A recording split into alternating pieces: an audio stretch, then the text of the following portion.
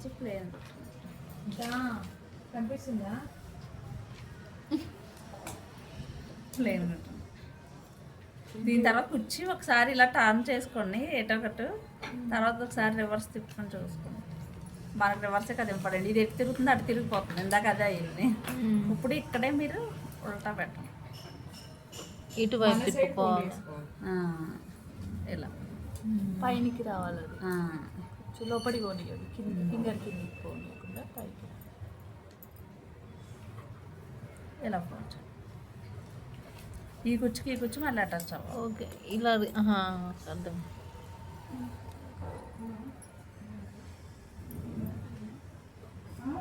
ఇక్కడ slanting line లాగా కనిపిస్తుంది, రివర్స్ వేస్తే వీ షేప్ వస్తుంది, స్లీపింగ్ లాగా వచ్చి అలాగే వచ్చింది. స్టార్టింగ్ అలా రాలేదు అంతే. ఇది ఎలా ఉందా, ఇప్పుడు ఇది దీనిపైన వచ్చింది. ఒక స్టార్టింగ్ కొంచెం ఒకటే రాంగ్, మిగిలిన కరెక్ట్ వచ్చింది.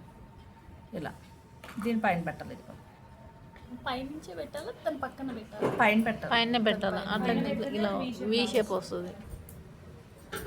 దానికి కూడా వేయాలి, దానికి దీన్ని కలిపి. సేమ్ క్లాత్ కట్ చేసే, పేపర్ కట్ చేయకుండా క్లాత్. ఇప్పుడు ఇది ఇలా ఉందా, మళ్ళీ ఇలా ఈ కుర్చీ కూడా అటాచ్ అవ్వాలి, కింద కుర్చీ కూడా. ఫస్ట్ అటు రావాలి, దాని తర్వాత దానికి ఆపోజిట్ రావాలి. ఇలా హోల్డింగ్ తెలియాలి కదా.